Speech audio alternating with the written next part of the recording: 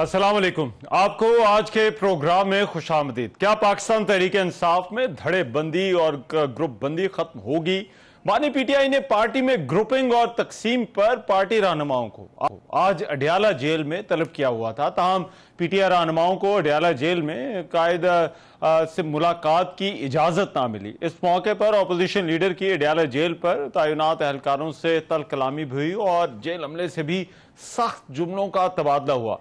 Opposition Umar Ayub का कहना था कि हमारी मुलाकात अदालती अहकामात के मुताबिक तय थी, लेकिन अडियाला जेल के हुक्काम ने हमें बानी पीटीआई से मिलने नहीं दिया। तकरीबन 1:15 बजे से लेके अभी हो चुके हैं तकरीबन 4:30 बजे तक नहीं मिलने दिया वजीर आजम इमरान खान साहब से। आईजी जेल खाना जात ये doubts leader of the opposition in the national assembly, provincial minister, MNA रोका जाता है। ये समझते हैं कि हमें गेट पे रोक के 4 घंटे रोक के साइकोलॉजिकल वॉरफेयर करके हमें ये कमजोर करने की कोशिश इनका दिमाग खराब है। इख्तलाफ रखने वाले और मुख्तलिफ धड़ों से जिन रहनुमाओं की वाबस्तगी जाहिर की जा रही थी वो भी मुलाकात के लिए पहुंचे हुए थे। पीटीआई रहनुमाओं रऊफ हसन, शहरियार आफरीदी, शानदाना गुलजार ने कहा कि तहरीक इंसाफ एक मुट्ठी की तरह है, तहरीक इंसाफ में कोई तकसीम नहीं। दूसरी जानिब पाकिस्तान तहरीक इंसाफ के जो कुछ साबिक रहनुमा हैं और मौजूदा रहनुमा, उनके माबैन बयानबाजी का सिलसिला बदस्तूर जारी है। गुज़िश्ता दिनों फवाद चौधरी, इमरान इस्माइल के बयानात भी सामने आए जिसमें वो पार्टी के मौजूदा रहनुमाओं पर तनकीद करते हुए नजर आए। आज पाकिस्तान तहरीक इंसाफ के रहनुमा शेर अफजल मरवत का यह कहना था कि बानी पीटीआई ने मुझे बताया था कि रजीम चेंज ऑपरेशन में फवाद चौधरी का किरदार मशकूक था और वो कमर जावेद बाजवा से मिले हुए थे और वो पार्टी के मफादात के खिलाफ भी काम कर रहे थे।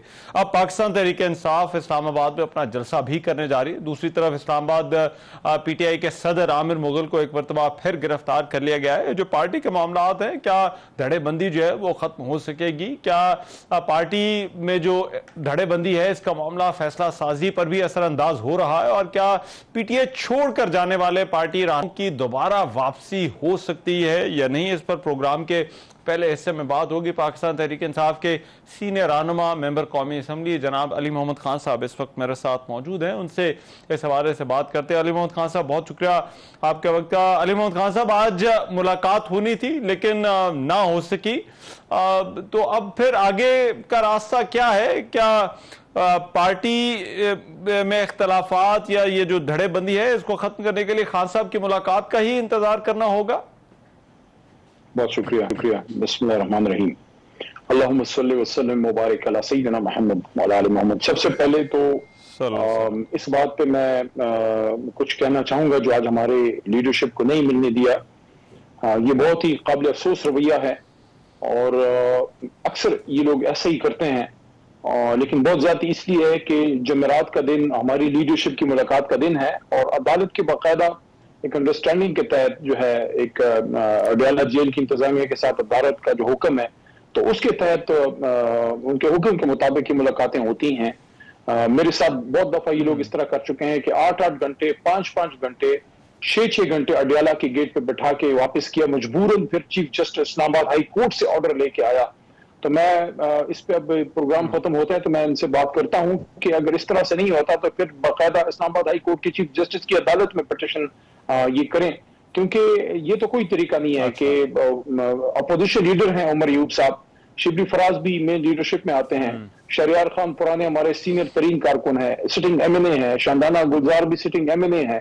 तो इन सब लोगों को जो आप मीटिंग का टाइम नहीं दे रहे और ये कोई एक्स्ट्रा ऑर्डिनरी मीटिंग नहीं मांग रहे, ना कोई गलत दिन पे मांग रहे हैं, ना कोई फेवर मांग रहे हैं। ये एक सेट प्रोसीजर है, हर जुमेरात को मुलाकात होती है।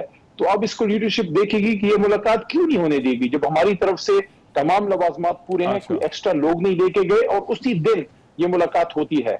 तो अब इसको देखेंगे कि इस पे क्या आगे पेशरफ्त होती है। बाकी जो आपका दूसरा जो लीडरशिप और आपने मरवत साहब की बात की, बड़ी अहम बात है। लेकिन इस पे जो 2 दिन पहले परसों चेयरमैन साहब से केस के दौरान मुलाकात हुई, इद्दत केस में, सॉरी अलकादिर ट्रस्ट केस में जो अडियाला के अंदर होता है, वहां खान साहब से मीडिया वालों ने पूछा, ये सवाल पूछा खान साहब से कि जो हमारे वो लोग जो पुराने हमारे साथी किसी भी वजह से पार्टी छोड़ के गए, उनकी वापसी का क्या तरीका होगा। बहुत ही मुनासिब वे फॉरवर्ड जनाब इमरान खान साहब ने दिया है। एक तो उन्होंने दोनों तरफ की लीडरशिप को, जो हमारी मौजूदा लीडरशिप है, जो साबिका लीडरशिप है, उनको बयानबाजी से इमरान खान साहब ने रोका है, मेरे सामने रोका है। खान साहब का हुक्म है कि बयानबाजी ना करें। अब कोई भी मौजूदा लीडरशिप में से या उनमें से एक दूसरे पे बयानबाजी करता है, डायरेक्टली इमरान खान साहब के हुक्म की खिलाफ वर्जी है। दूसरा ये जो अली भाई ये जो बयानबाजी का आप कह रहे हैं, ये दूसरा मैं एक मिनट अपनी बात पूरी कर लूं, मैं अपनी बात पूरी कर लूं। अच्छा, मैं बयान से रोका जी, बयान से रोका। और दूसरा उन्होंने ये कहा कि मैं जब खुद अदालत से के हुक्म से जेल से निकलूंगा, रिहाई के बाद मैं खुद इन मामलात को देखूंगा, और उन्होंने लफ्ज यूज किया केस बाय केस देखूंगा। उन्होंने ये भी कहा, मेरे सामने कहा कि कुछ लोग ऐसे हैं जो मजबूरी में गए हैं, बच्चों की वजह से थ्रेट हो गए, उन पे जबर हुआ, तशद्दुद हुआ, वो अलग सिचुएशन है। कुछ ऐसे हैं जिनके सामने फाइलें रखी गई हैं, ये खान साहब ने के अल्फाज हैं, मेरे नहीं है। तो खान साहब ने कहा कि मैं केस बाय केस देखूंगा।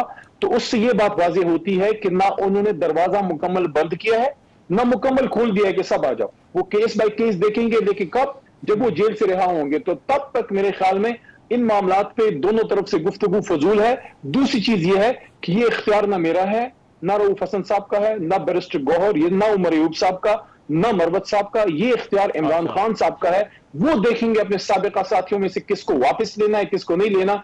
तो मेरे ख्याल में उस पर अपने जी को हल्कान करने की जरूरत नहीं है।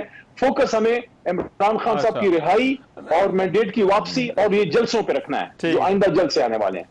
अच्छा, लेकिन मैं जरा अभी जो मैं पूछना चाह रहा था वो तो मैं बाद में पूछता हूँ, लेकिन ये जो आपने उसके बाद बात की कि खान साहब कह रहे हैं कि केस बाय केस देखूंगा, तो इसमें तो अगर आप तो जो कह रहे हैं तहरीक इंसाफ के जितने पुराने रहनुमा वो तो सारे यही क्लेम करते हैं कि सख्तियां थी, कोई केसेस थे जिसकी वजह से जो है वो चले गए। तो इसका मतलब है उन पर दरवाजे अभी मुकम्मल बंद नहीं हुए खान साहब के मुताबिक।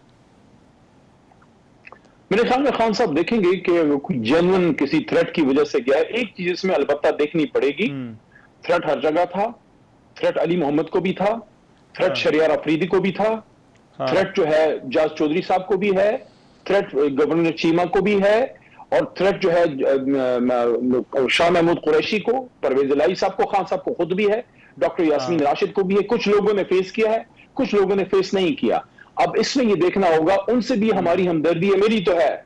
जो लोग जिस्मानी तशद्दुद की वजह से या बच्चों की वजह से थ्रेट होके छोड़ के गए हैं, लेकिन इसमें यह नुकता जरूर देखना होगा कि किसी के जाने से पीटीआई को कितना नुकसान हुआ, या एक शख्स जाता है उसके जाने से सिर्फ उसको नुकसान होता है, लेकिन बाज लोग ऐसे होते हैं उनकी जाने से पूरे पार्टी का ग्राफ नीचे जाता है, एक बददिली फैलती है। तो ये इसलिए इसमें इतनी सारी चीजें हैं कि इसको खान साहब ने जो कहा है कि मैं खुद देखूंगा, तो उसमें एक हिकमत है कि खान साहब वो लीडर हैं जिस पे दोनों तरफ सबको एतमाद है, जो मौजूदा है, जो सबका कुछ लेकिन ये दरवाजा सबको खान साहब पे एतमाद है।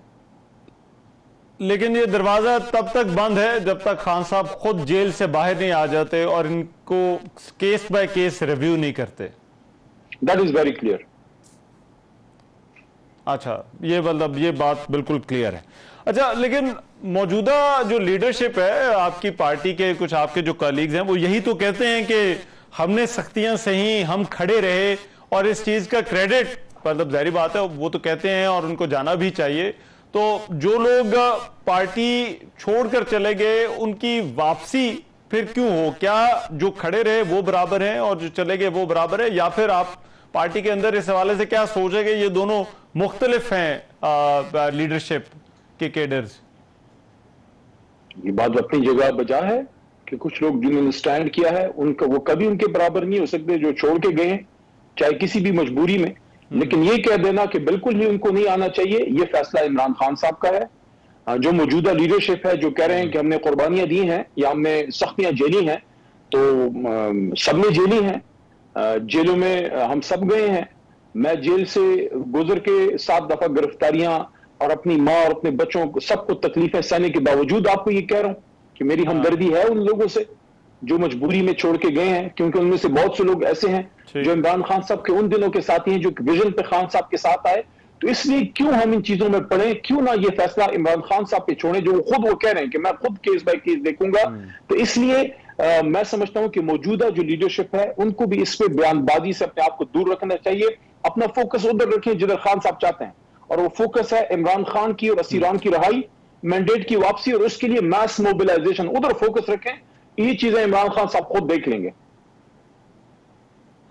लेकिन ये पार्टी के लिए फैसले करना मुश्किल नहीं हो गया, जैसा इख्तलाफात वाला आज आपके तकरीबन जो जिनको कहा जा रहा था कि जिनके आपस में एक दूसरे के साथ इख्तलाफात हैं, वो सारे वहां पर पहुंचे। उमर अयूब भी थे, शिबली फराज भी थे, शहरियार आफरीदी भी थे, चंदाना गुलजार साहबा भी जो है वो वहां पर थी। तो जब तक खान साहब से मुलाकात नहीं होगी ये मसला हल नहीं होगा। तो पार्टी के लिए तो इतना एक फैसला करना जो है ये तो बड़ा मुश्किल है, इससे आगे बढ़ना, आगे निकलना। और फिर दूसरा आपका जो सेक्रेटरी जनरल वाला डिसीजन है वो भी अभी तक नहीं हो सका इसी वजह से। रहमान साहब, एक तो आज तमाम हमारी मेन लीडरशिप का वहां एक ही जगह इकट्ठे होने का क्या मैसेज है? मैसेज ये है कि कोई ग्रुप नहीं है, कोई फॉरवर्ड ब्लॉक नहीं है। कुछ इश्यूज पे हमारे कुछ मेंबर्स को रिजर्वेशन है, खदशात हैं जो किसी भी जमात में हो सकते हैं, और ये जिंदा जमात की निशानी है। या तो फिर सारे रिमोट कंट्रोल पे चलें, सारे जो है जी हुजूरी करें, वो तो नहीं है ये जमात। ये जमात तो आजाद लोगों की जमात है, और इमरान खान साहब तो इस कौम को आजाद करने आए हैं। इसलिए ये सब इकट्ठे हुए, एक चीज क्लियर हो गई, कोई ग्रुप नहीं है। दूसरी चीज, yes there is difference of opinion, वो एक जिंदा जमात की निशानी है, वो इमरान खान साहब उसको देखेंगे। जहां कोई खदशात होंगे इमरान खान साहब उसको एड्रेस करेंगे। कल भी अडयाला में केस है, अलकादिर ट्रस्ट केस है, मैं भी उसमें, मेरे पास हाई कोर्ट के चीफ जस्टिस साहब का हुक्म ऑर्डर मौजूद है, मेरे पास आज मसूल हुआ है। दोबारा मैं भी जाऊंगा, कुछ और भी लीडरशिप के लोग जाएंगे, वहां बैठेंगे, कोई इश्यूज अगर हैं तो वो फिर उनकी गोश गुजार ले आएंगे। शहरियार आफरीदी कौमी असम्बली के फ्लोर पे ये कह चुके हैं कि बैरिस्टर गौर मेरे चेयरमैन हैं, उमर अयूब मेरे अपोजिशन लीडर हैं, मुझे उन पर एतमाद है।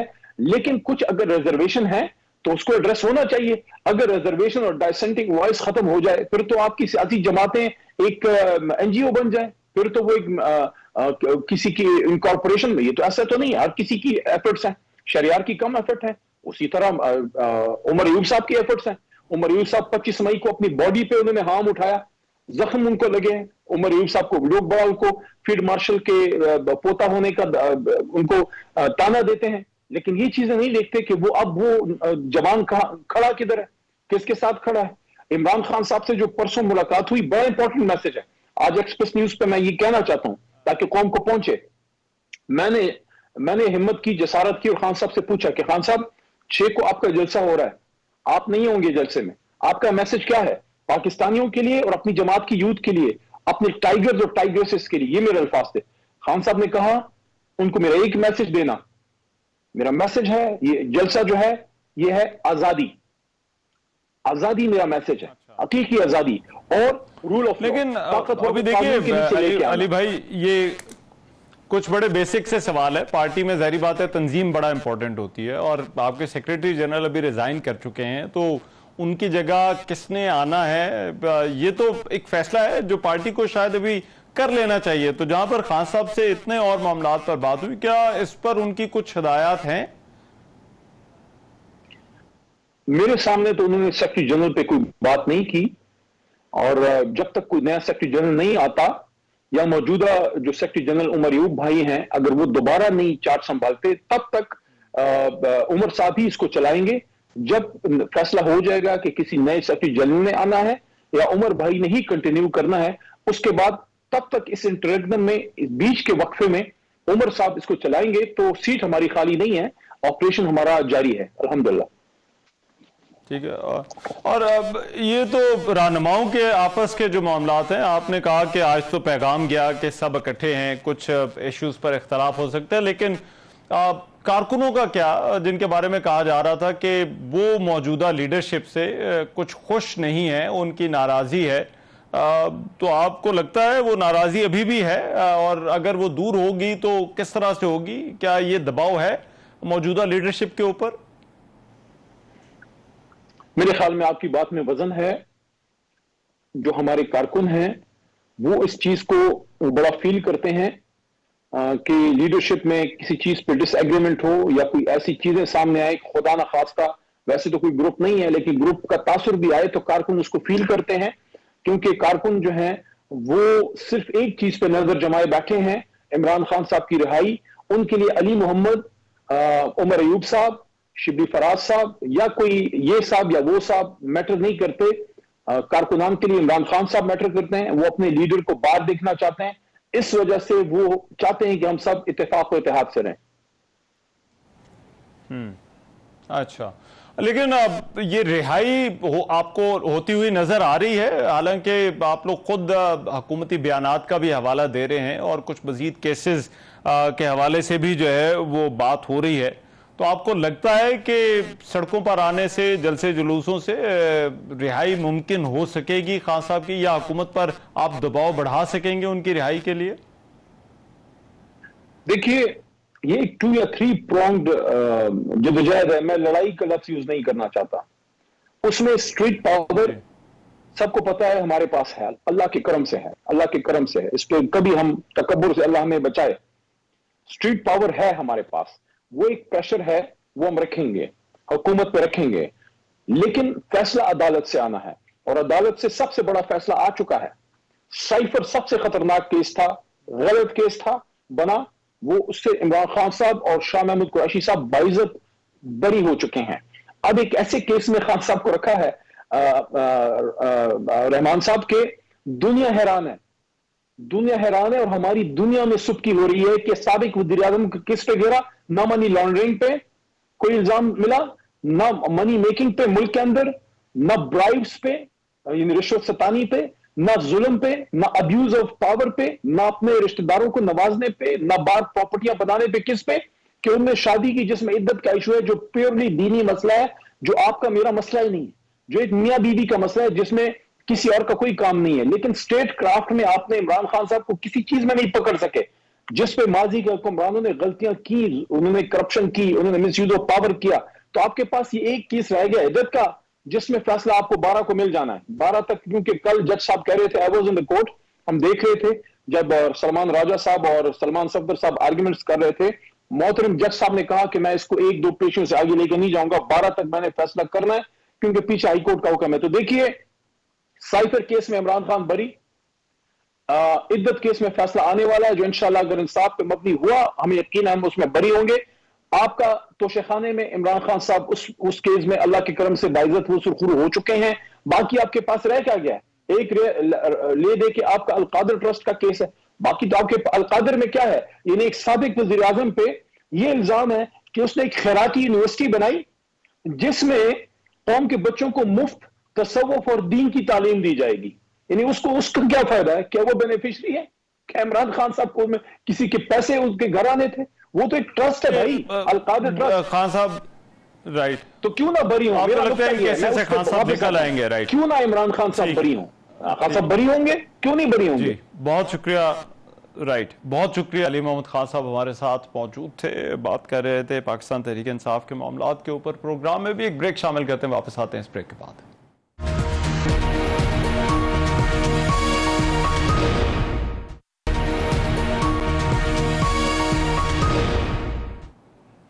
Welcome back after the break. Supreme court ने लाहौर हाई कोर्ट और इलेक्शन कमीशन के पंजाब में इंतखाबी ट्रिब्यूनल के क़याम के फैसले मुअत्तल कर दिए हैं, जबकि पीटीआई रहनुमा का लार्जर बेंच में चीफ जस्टिस की शमूलियत पर एतराज भी मुस्तरद कर दिया। चीफ जस्टिस की सरबराही में आज 5 रुकनी लार्जर बेंच ने लाहौर हाई कोर्ट की जानिब से इलेक्शन ट्रिब्यूनल्स की तश्कील के खिलाफ इलेक्शन कमीशन की अपील की समाअत की। ताम समाअत के आगाज में ही चीफ जस्टिस और तहरीक इंसाफ के वकील न्याजुल्लाह न्याजी के दरमियान तलखी हो गई। तहरीक इंसाफ के वकील ने बेंच में चीफ जस्टिस की शमूलियत पर एतराज किया, जिसे चीफ जस्टिस से मुस्तरद करते हुए कहा कि यही बेंच समाअत करेगा। चीफ जस्टिस ने रिमार्क्स किए कि क्यों ना न्याजुल्लाह न्याजी के खिलाफ केस पाकिस्तान बार कौंसिल को भिजवा दे। क्या हम अपनी बेइज्जती के लिए यहाँ बैठे हैं? बस अब बहुत हो गया। हमें मालूम है आपकी एक सियासी जमात से वाबस्तगी है, मुसलसल अदलिया की तज़हीक की इजाजत नहीं देंगे। चीफ जस्टिस के इस इस्तफसार पर सलमान अकरम राजा ने जवाब दिया कि मुझे आज भी चीफ जस्टिस पर कोई एतराज नहीं। केस की समाअत के मौके पर वकील इलेक्शन कमीशन ने सदा की कि बामानी मुशावरत के लिए हाईकोर्ट का फैसला मुअत्तल होना जरूरी है। सुप्रीम कोर्ट ने लाहौर हाई कोर्ट की जो सिंगल रुकनी बेंच का इलेक्शन ट्रिब्यूनल्स के क़याम का फैसला था और इलेक्शन कमीशन का जो 26 अप्रैल का नोटिफिकेशन था ट्रिब्यूनल्स के क़याम के हवाले से, दोनों को मुअत्तल कर दिया। सुप्रीम कोर्ट ने हुक्म दिया कि chief justice Lahore high court के हलफ के बाद इलेक्शन कमिश्नर और चीफ इलेक्शन कमिश्नर, और लाहौर हाई कोर्ट में बामानी जो है वो मुशावरत होनी चाहिए। दूसरी जानिब सिंध हाई कोर्ट में भी इलेक्शन ट्रिब्यूनल ने काम रोक दिया है। सिंध हाई कोर्ट में जस्टिस अदनान इकबाल चौधरी पर मुश्तमिल इलेक्शन ट्रिब्यूनल ने काम रोकते हुए आज समाअत के लिए मुकर्रर मुबैना धांधली से मुतालिक दरखास्तों की समाअत बगैर कार्रवाई के मुलतवी कर दी। अब इतला यह है कि नया रोस्टर जारी होने के बाद ही मौजूदा ट्रिब्यूनल जो है उसको काम जारी रखने या ना रखने का उसका फैसला होगा। एक और अहम डेवलपमेंट ये हुई है कि अब से कुछ देर पहले सेनेट में इलेक्शन एक्ट तरमीमी बिल 2024 कसरत राय से मंजूर कर लिया गया, जहां अपोजिशन ने शदीद एहतजाज करते हुए शोर शराबा किया। ऐवान बाला से मंजूर होने वाले तरमीमी बिल के तहत election commission retired high court जजेस को बतौर ट्रिब्यूनल तैनात कर सकेगा, जिसके लिए इलेक्शन एक्ट के सेक्शन 140 में तरमीम की गई है। इन हवालों से बात करने के लिए पिल्डेट के सरबराह जनाब बिलाल महबूब साहब मेरे साथ इस वक्त मौजूद है, उनसे इन दोनों मामलात पर जो है वो बात करते हैं। अहमद बिलाल महबूब साहब, बहुत शुक्रिया आपके वक्त का। पहले तो मैं जो आज का जो फैसला आया है, दो कानूनी पोजीशन थी, एक तरफ इलेक्शन कमीशन की पोजीशन थी और दूसरी तरफ जो है वो हाई कोर्ट की पोजीशन थी, दोनों ही मुअत्तल कर दिए गए हैं। आपके ख्याल में आगे बढ़ने के लिए ठीक इक़दाम किया अदालत ने? बहुत शुक्रिया। देखिए, फैसले का जो एक हिस्सा है जिसमें लाहौर हाई कोर्ट के फैसले को मुअत्तल किया गया है, वो तो मेरे ख्याल में बिल्कुल आइन और कानून के मुताबिक है, क्योंकि आइन में भी ये लिखा है और कानून में भी ये लिखा है कि इलेक्शन ट्राइब्यूनल्स को इलेक्शन कमीशन मुकर्रर करेगा। उसमें कहीं ये नहीं लिखा कि हाई कोर्ट मुकर्रर करेगी। तो अब ये चूँकि ट्राइब्यूनल्स हाई कोर्ट ने मुकर्रर कर दिए थे पहले, सिवाय पहले दो ट्राइब्यूनल्स के, बाकी उन्होंने मुकर्रर कर दिए थे, तो इसलिए इलेक्शन कमीशन, इसलिए सुप्रीम कोर्ट का फैसला दुरुस्त है कि हाई कोर्ट ये करने का मजाज नहीं था, तो उनका फैसला मुअत्तल कर दिया उन्होंने। अब जो दूसरा इसका हिस्सा है वो ये कि अब आपस में बैठे और मशवरा करें, मेरे ख्याल में ये मुनासिब है। और ये जहाँ कहीं कोई हाजिर सर्विस जज को अपॉइंट किया जाता है तो उसमें लाजिम है कि इलेक्शन कमीशन अपॉइंटमेंट से पहले चीफ जस्टिस के साथ बैठ के मशवरा करें। बैठ के तो मैं कह रहा हूँ, लेकिन लिखा यह है कि कंसल्टेशन होनी चाहिए। तो आप सुप्रीम कोर्ट ने भी कह दिया है। और हाई कोर्ट के अंदर कुछ मामला मेरे ख्याल शख्सियाती भी हो गया था, आप चूँकि वहाँ हाई कोर्ट के चीफ जस्टिस बदल गए हैं, तो मेरा ख्याल है अब नई शख्सियत के साथ जो मुज़ाकरात होंगे या कंसल्टेशन होगी उसमें मामला रिजॉल्व हो जाएगा। आफ्टर ऑल आप देखिए ना, बाकी 3 सूबों में और इस्लामाबाद में वहाँ पे ट्राइब्यूनल बनने में कोई खराबी पैदा नहीं हुई, वहाँ सीधे सीधे वो बन गए। तो लाहौर में मसला पैदा हुआ, तो ये एक लोकलाइज्ड प्रॉब्लम है। आई होप जी ठीक है। लेकिन अहमद बिलाल महबूब साहब, ये जो बामानी मुशावरत की बात है, ये इससे क्या इसकी कोई डेफिनेशन वाज़ेह हो सकी है कि अगर इलेक्शन कमीशन को और जो है वो लाहौर हाई कोर्ट को बामानी मुशावरत करनी है तो वो किस तरह की मुशावरत होगी, उसका क्या क्राइटेरिया क्या होगा, उसका तरीकाकार क्या होगा? क्योंकि असल तो मामला इसी पर अटका हुआ था। ये मुशावरत के बारे में किसी एक और केस में सुप्रीम कोर्ट ने गालिबन वो नैब के अंदर अपॉइंटमेंट्स का मामला था, तो उसमें कहा था कि ये बामानी मुशावरत होनी चाहिए, बामकसद होनी चाहिए, रिजल्ट ओरिएंटेड होनी चाहिए। और अगर इस पे आप जिसका मशवरा ले रहे हैं वो मशवरा आप कबूल ना करें तो उसकी वजूहात को तहरीर करें। यानी ऐसा नहीं हो सकता कि आप सिर्फ बातचीत करके आ जाएं और कहें नहीं मुझे पसंद नहीं है, आप वजूहात लिखें।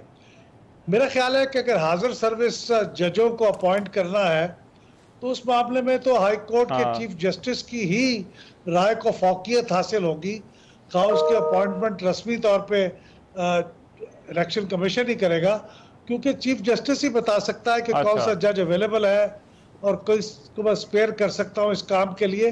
लिहाजा उनकी तरफ से जब कोई जज मुहैया किया जाए तो मेरे ख्याल में इन जनरल इलेक्शन कमीशन को उसे कबूल कर लेना चाहिए। कोई स्पेसिफिक एतराज की बात हो तो फिर वो उठा दे इलेक्शन कमीशन के सामने, चीफ जस्टिस के सामने कि ये मुनासिब नहीं है, इसके बजाय कोई और दे दें। लेकिन इसके बारे में फौकियत मेरे ख्याल में चीफ जस्टिस की राय को हासिल। लेकिन इसको क्या फॉर्मेलिटी है ये इलेक्शन कमीशन के लिए, या फिर आपके ख्याल में ये रिक्वायरमेंट के जुमरे में आता है जो मुशावरत है लाहौर हाई कोर्ट से या हाई कोर्ट से? नहीं, ये कानूनी रिक्वायरमेंट है।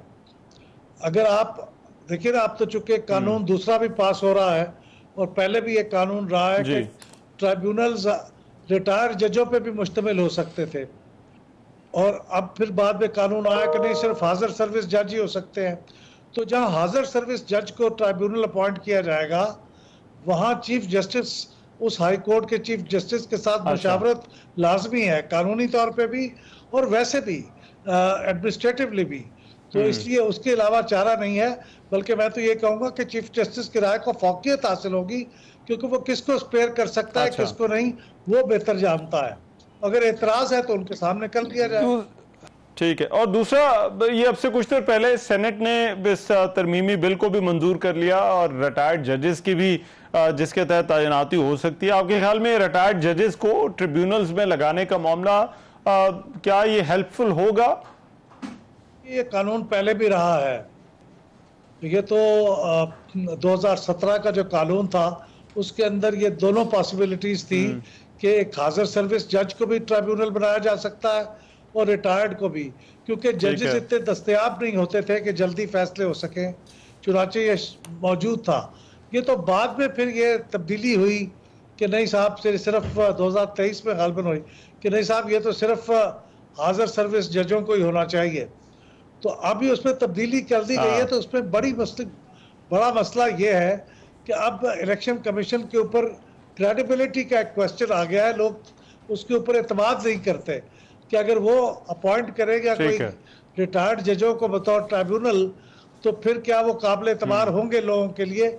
इसके बारे में लोगों का जो एतमाद जरा कमजोर हो गया है, तो इसलिए एतराज उठेगा, वरना ये कानून पहले भी मौजूद रहा है। राइट, ठीक है, राइट। बहुत शुक्रिया। अहमद बिलाल महबूब हमारे साथ मौजूद थे। सरबराह पिल्डेट बात कर रहे थे ट्रिब्यूनल्स के मामले पर। प्रोग्राम में भी एक ब्रेक शामिल करते हैं, वापस आते हैं इस ब्रेक के बाद।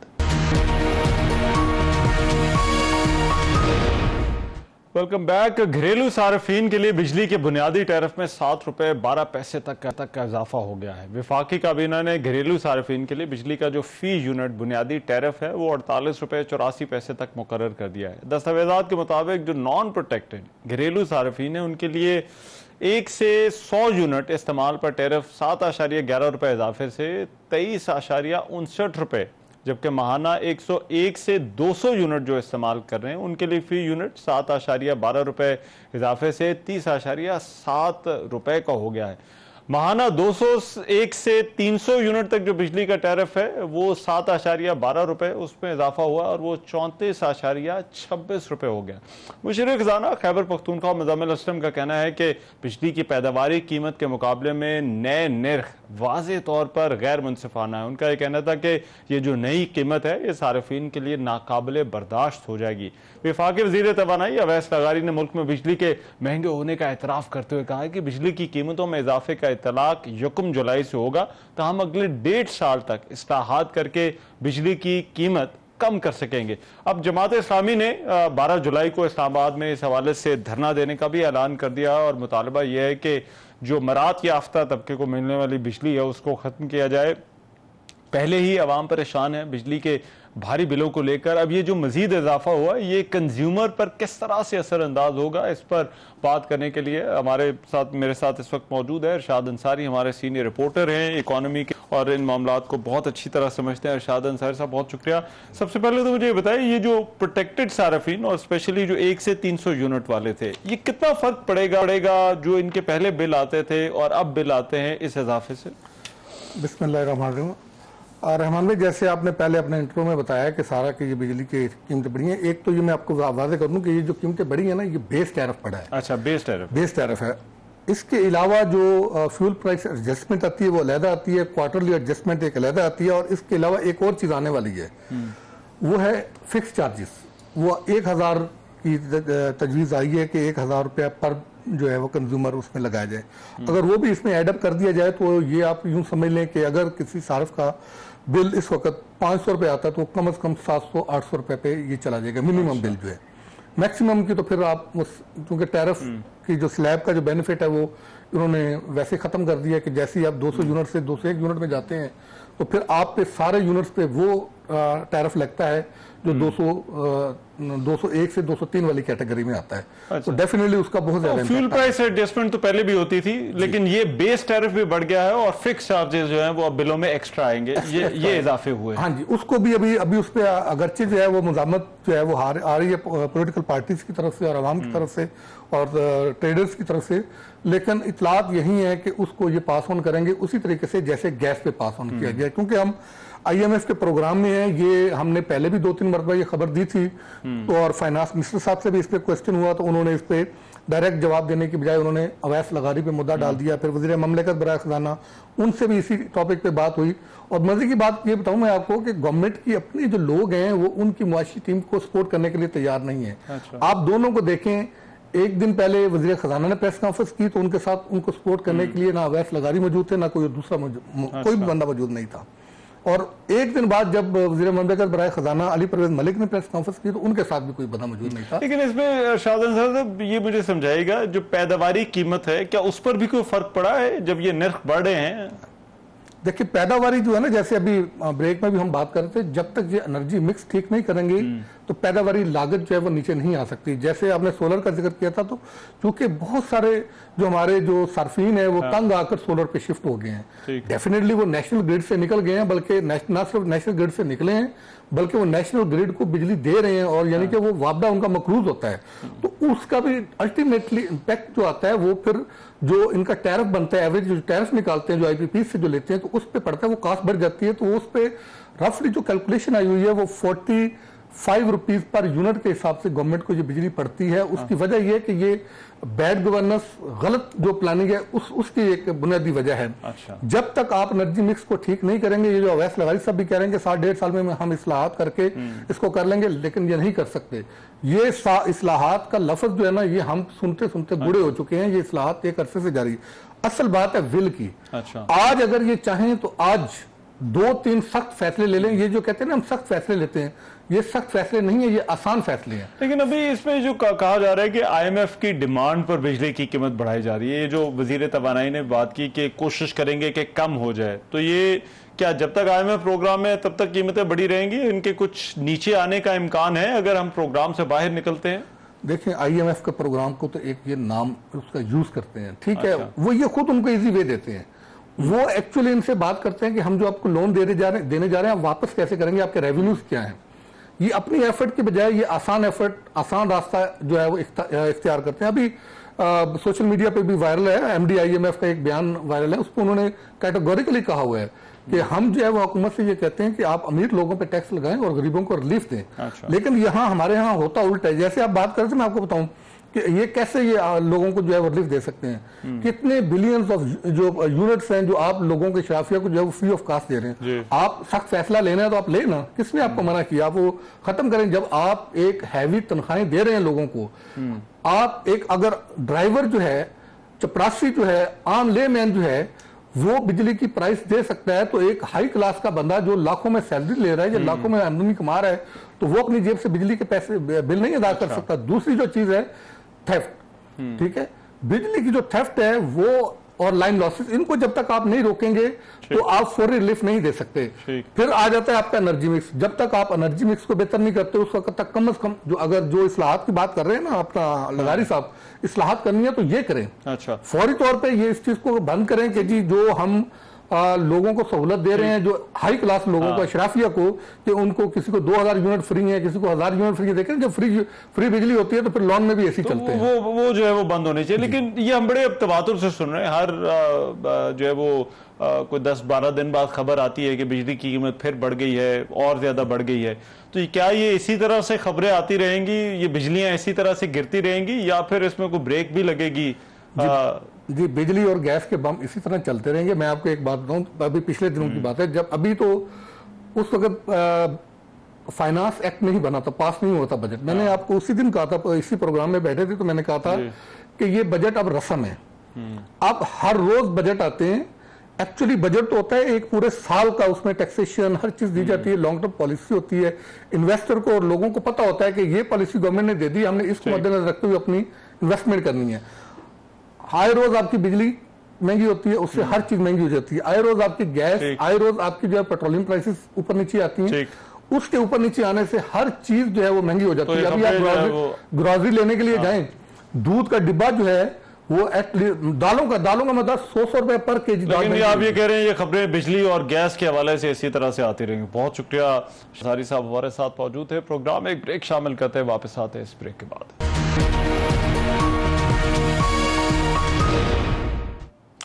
Welcome back after the break. बरतानिया में आज 4.5 करोड़ से ज्यादा वोटर्स आम इंतखाबात में अपने हक़ राय दही का इस्तेमाल करते हुए वोट डाल रहे हैं। बरतानिया में आम इंतखाबात 2024 में दिसंबर में तय थे, लेकिन बरतानवी वज़ीर-ए-आज़म ऋषि सुनाक ने जुलाई में ही आम इंतखाबात का ऐलान कर दिया।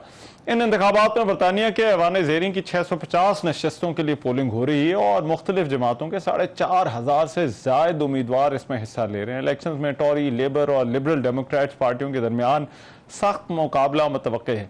इंतखाबात से पहले किए गए मुख्तलिफ पोल्स की बुनियाद पर यह इम्कान जाहिर किया जा रहा है कि पार्लियामेंट की 650 सीटों में से लेबर पार्टी जो है वो 450 तक नशस्तें हासिल कर सकती है।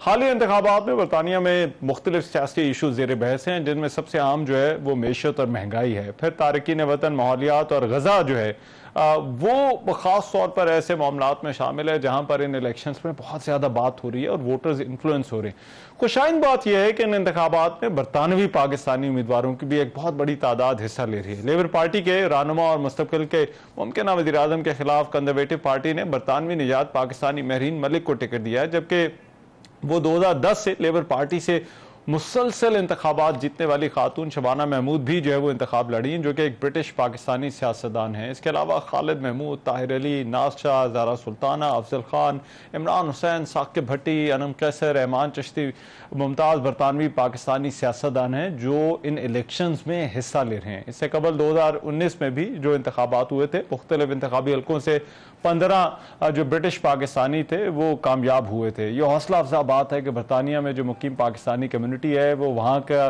जो एनवायरनमेंट है, वहाँ के सियासी मंजरनामे में, वहाँ की सियासत में बड़ा बेहतरीन किरदार अदा करी है और यकीनन यही वो रास्ता होता है कि जिसके ज़रिए वो अपने मुल्क के लिए भी कुछ करने के काबिल हो सकते हैं। तो ऑल द बेस्ट जो ब्रिटिश पाकिस्तानी इन इंतखाबात में हिस्सा ले रहे हैं। नताइज जो है वो आएंगे तो देखिए वहाँ पर जो है वो अब नई हुकूमत जो है वो किसकी आती है। आज के प्रोग्राम से इतने, मेज़बान रहमान नज़र को इजाज़त दीजिए। अल्लाह ने के बाद।